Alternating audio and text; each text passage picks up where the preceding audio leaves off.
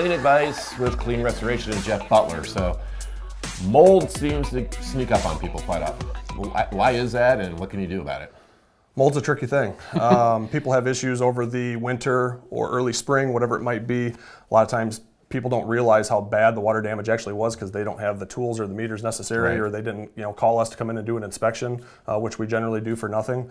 So what they think happened was it either dried up on its own, or they took care of it with whatever limited equipment they might have had.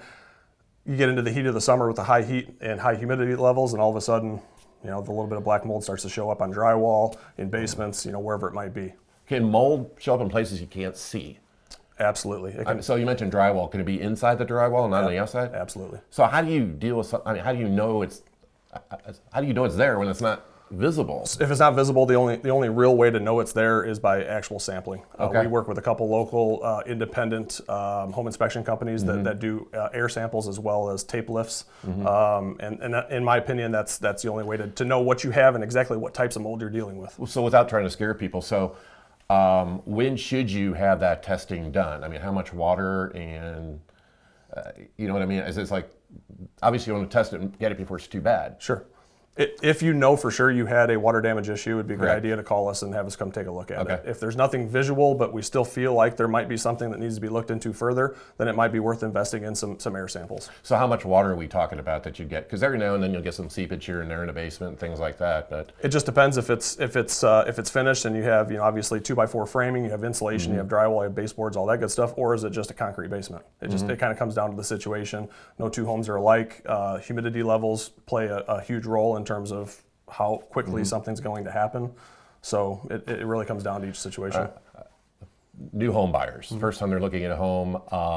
I've heard horror stories about people moving in, not knowing there was mold, find a bunch of mold, and then obviously they're on the hook for quite a bit of money. Is there anything they can do in the inspection phase of the home to find mold? A lot of your good home inspection companies are able to find that kind of stuff Okay. ahead of time. I know the couple of guys that we work with regularly, they do a really good job of looking out for for the buyer as much as the seller. We work with a lot of realtors too to try and help get through certain scenarios that happen when a home is changing hands. But ultimately, knowing that there's an issue and addressing it properly is the most important part. So are there molds other than black mold? Oh, there's tons.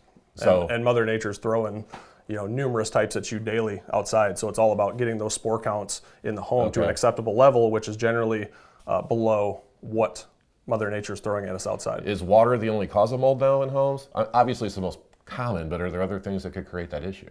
One thing we see that's not that would be more non-traditional water damage related mold would be when a home sits vacant for an extended period of time. Having the HVAC system running consistently, having people living there, moving the air throughout the home, airflow consistently working through the return air system as it's supposed to. What we see a lot of times is some surface mold showing up on drywall paneling, furniture, stuff like that. So that would be a common scenario that can play out. Could that happen when people head down to Florida or Arizona during the winter months? If you're going to be gone for more than a couple of months, 2-3 months, yeah, it's a possibility. I would definitely leave the HVAC system running. All right. Thanks for the Clean Advice. This has been Clean Advice with Clean Restoration and Jeff Butler. I'm Ron Kincher for Muddy River News.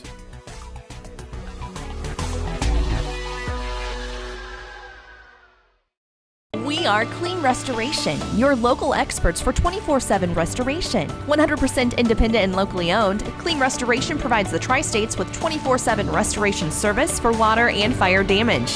CleanRestoration247.com.